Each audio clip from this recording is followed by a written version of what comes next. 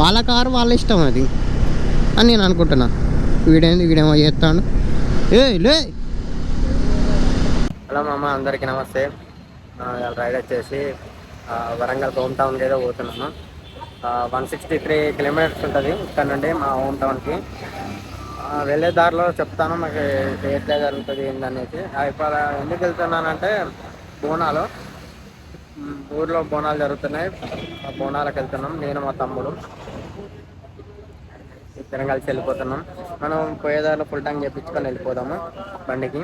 ఇంకోటి ఏంటంటే మేజరు, మన బండికి ఒకటి వైబ్రేషన్కి ఊడిపోయింది. ఇది ఒక్కటి సర్వీస్ సెంటర్, ఎక్కడైనా సర్వీస్ సెంటర్ దాటితే. ఇప్పుడు టైం వచ్చేసి అయితే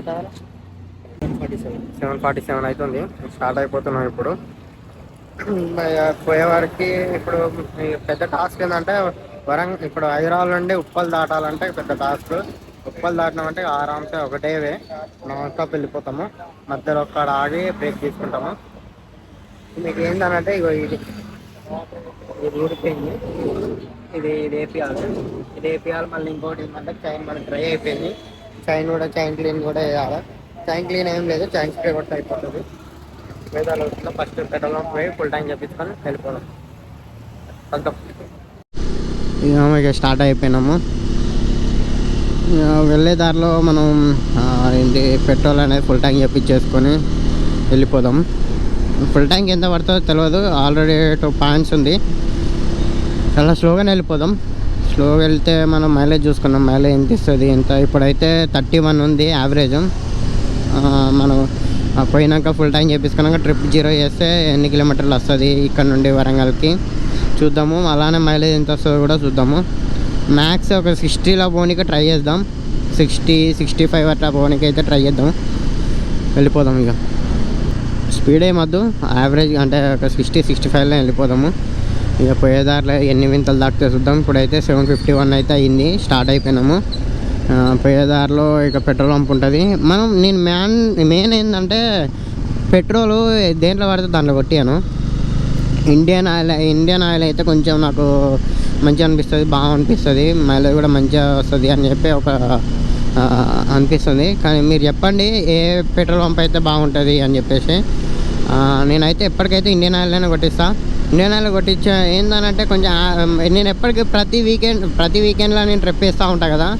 ప్రతి ట్రిప్కి ఎక్కడైనా ఇండియన్ ఆయిల్లోనే కొట్టిస్తా. ఎందుకంటే లాస్ట్ టైం నాకు ఒక్కసారి నేను బండి కొన్న 1 మంత్ మొత్తం ఇండియన్ ఆయిల్నే. ఒక్కసారి ఏమో భారత్ పెట్రోల్ పంప్లో కొట్టించిన. అదేంటంటే ఒక స్కామ్ జరిగింది. స్కామ్ ఏంటంటే ఇప్పుడు పెట్రోల్ అనేది మీటర్లో రన్ అవుతుంది కానీ పెట్రోల్ పడదు. ఇక మా మేనేజర్ని ఇట్లా అందరిని అడిగితే ఏమన్నారంటే అది ఒక్కసారి ట్రిప్ 0 అయిందంటే వాళ్ళకి ఏం సంబంధం లేదు, వర్కర్లకి అది వాళ్ళ చేతులు ఏముండదు అని చెప్పేసి అని అన్నారు. కానీ అప్పటికైనా నాకు పెట్రోల్ అనేది తక్కువనే వచ్చింది. నేను భారత్ పెట్రోల్ పంప్ ఎందుకుంటున్నా అంటే నాకు జరిగింది కాబట్టి పేరు చెప్తున్నా పెట్రోల్ పంప్ది. అట్లా అని చెప్పేసి నేను ఇండియన్ ఆయిల్కి వెళ్ళిపోతున్నా. ఇండియన్ ఆయిల్ కొంచెం జెన్యూన్ అనిపిస్తుంది, ఇండియన్ ఆయిల్లోనే కొట్టించేసుకుంటా. ఇక హెచ్పి అంటే ఎప్పుడు ట్రై చేయలేదు. హెచ్పిలో చూద్దాం. ఈడ ఎర్లీ మార్నింగ్ మస్తు అనిపిస్తుంది ఈ ఏరియా. ఇక్కడనైతే మొసపెట్ల మంచిగా పావురాలు మంచిగా నేను ప్రతిరోజు చూస్తాను. నేను ప్రతిరోజు వెళ్తాను కదా, వెళ్ళేటప్పుడు ప్రతిరోజు మీటింగ్ పెడతా ఉంటారు ఇక్కడ. ఏ మీటింగ్ ఏమో అంతా రియల్ ఎస్టేట్ వాళ్ళు అనుకుంటా వాళ్ళు. నాకు ఈ రోడ్డుకి రావాలంటే ఒకటే భయం, ఈ బస్సులు ట్రావెల్స్ ఉంటాయి కదా. కొంచెం ఇప్పుడు అంటే మార్నింగ్ కాబట్టి కొంచెం ఏం ట్రాఫిక్ లేదులే. కానీ వీకెండ్లో వచ్చినామా, వీకెండ్లో నైట్లో మండే ట్యూస్డే అయితే డేలా ఉంటాయి చూడు, పెద్ద టాస్క్. ఎందుకంటే మన ఇప్పుడు ఇవి ట్రావెల్స్ ఏంటంటే లాంగ్ వే వాళ్ళు ఉంటారు కదా, అంటే పూణే, నేపాల్ అంటున్నా, ఇవి లాంగ్ ఉంటాయి కదా, తమిళనాడు, కర్ణాటక, అవి ఆంధ్రాకి పోయే బస్సులు ఉంటాయి కదా. ఇక ఇట్లా వెళ్తూ ఉంటారు కదా, ఈ బస్సులు ఫుల్ ట్రాఫిక్ జామ్ అయిపోతుంది. టైమింగ్ ఉండదు, రూల్ ఉండదు ఈ బస్సు వాళ్ళకి. చూసినా ఈ కాక ఇదే గిట్టనే ఉంటుంది. ఇండికేటర్ ఒక్కేళ్ళేస్తారు, ఒక్కేళ్ళిపోతారు.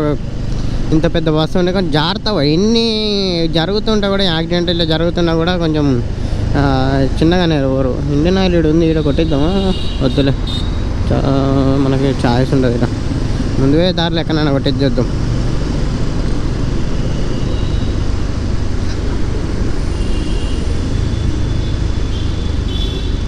ఇది Y junction, Balanagar Y junction. ఆయనకి వెనక ఊక్కోనికి రాదు బండి మీద.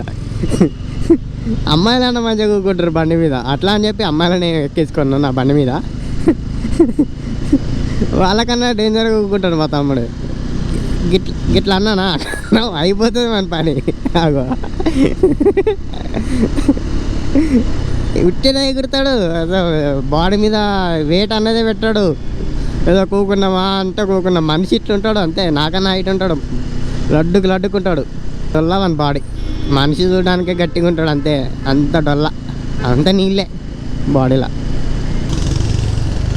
అట్లా రైడర్లు అట్లా ఉంటారు. అమ్మాయి లెక్కన మీద పడతాడు మా తమ్ముడు అయితే. బ్రేక్ ఎత్తే కథ అమ్మాయి లెక్కన మీద పడతాడు మీద. దీన్ని ఐడిపిఎల్ మనం పోవాల్సిన బోయినపల్లి నుండి ప్యారడైజ్ నుండి సీదా ఇక డైరెక్ట్ ఉప్పల్ గట్కేసర్, ఇక స్ట్రేట్ వెళ్ళిపోతాం అన్నట్టు.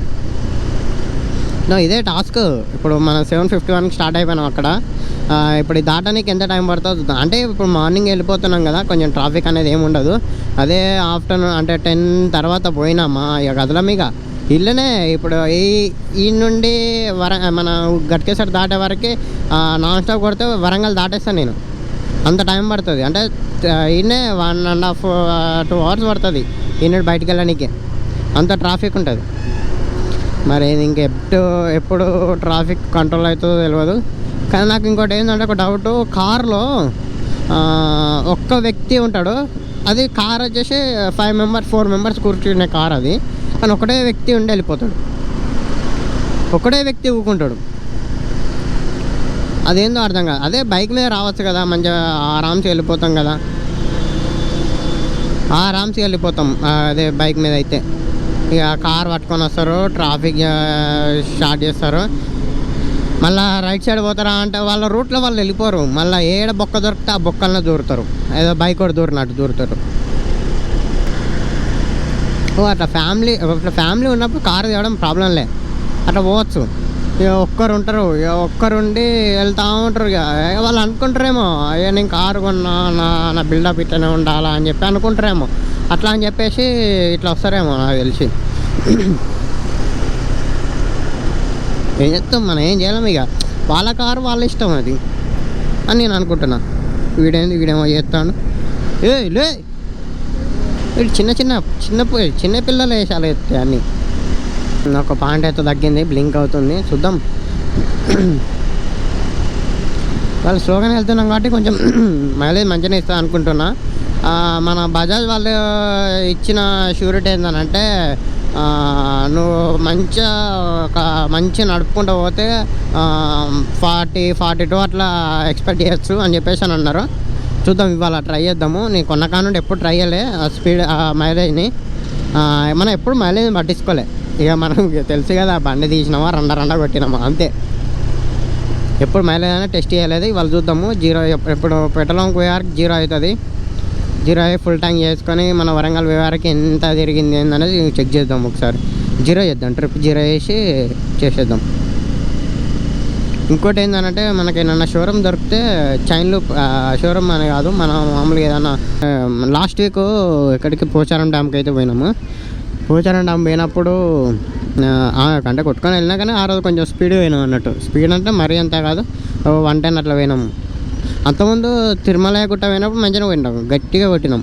చూసుకోవచ్చు, నా ఇన్స్టాగ్రామ్లో ఒక రీల్ ఉంది. కొంచెం అయితే బుక్ అయ్యాను నేను. కానీ ఏ మాటకి మాట, స్కూల్ లైఫ్ వేరే. స్కూల్లో ఉంటారు అమ్మాయిలు, చూస్తే అట్లా పడిపోతాం.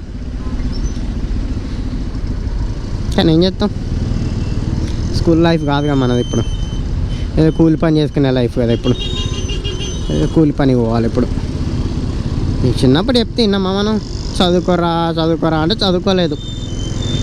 చదువుకోకుండా ఇప్పుడు కూలి పని చేసుకొని తిరుగుతాను. కూలి పని కోసం ఎదురు చూస్తాం. అదే చదువుకుంటానా మంచిగా ఆరామ్స్గా ఎట్లా ఉంటుందంటే, 1 లక్ష ప్యాకేజ్ అంటే 1 లక్ష అంటాను, నెలకు 1 లక్ష.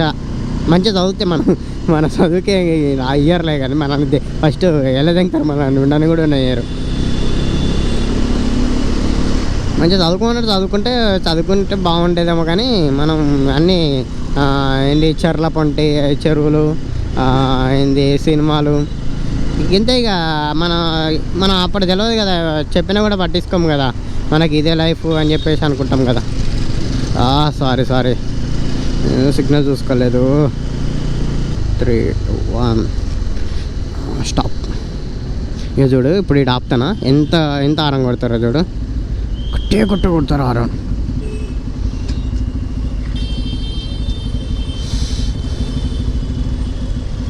అది బడ ముందుకే స్టార్ట్ అయిపోతున్నా.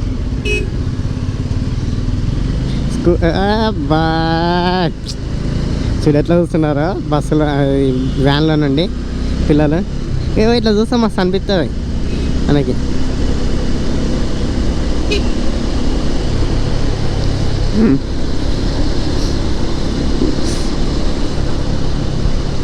బాగా అనిపిస్తుంది.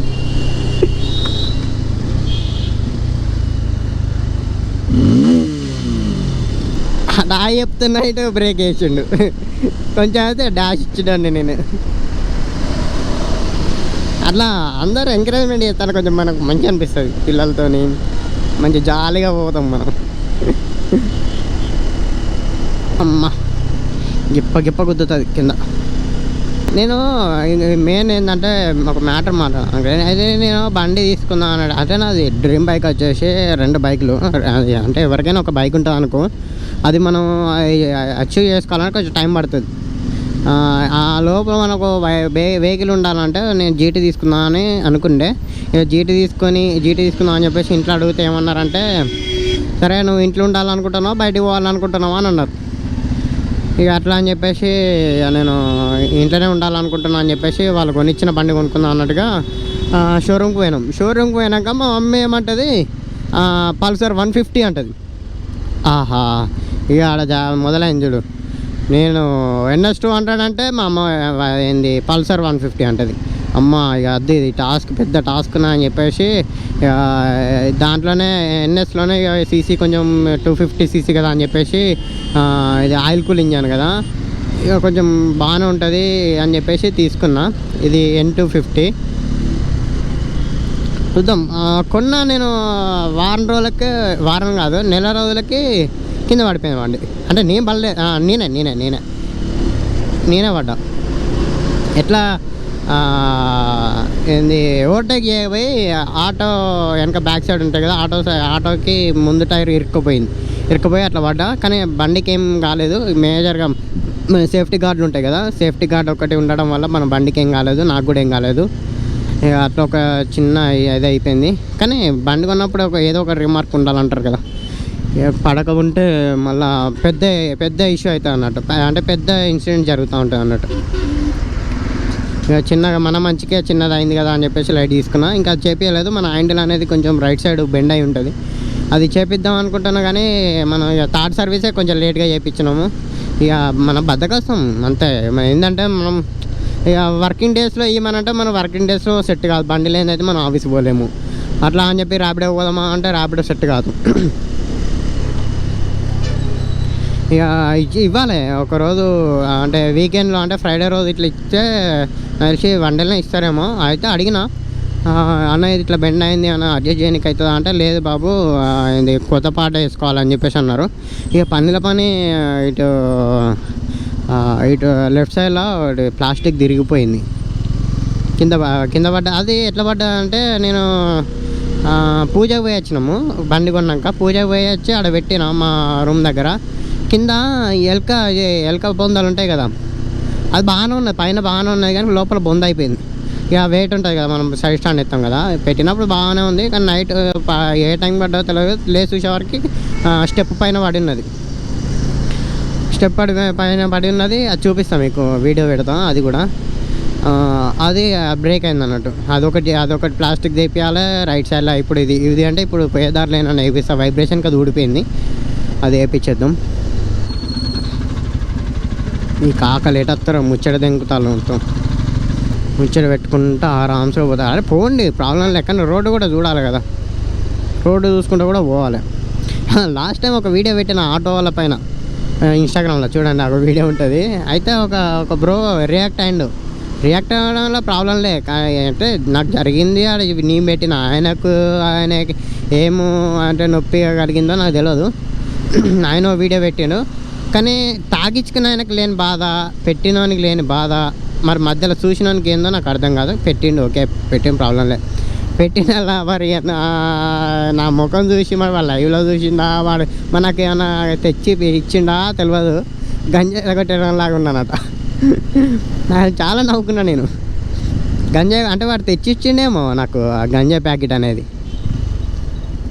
లేకపోతే ఇద్దరం కలిసి కొట్టినామో ఏంటన్న, అదే నాకు అర్థం కాదు.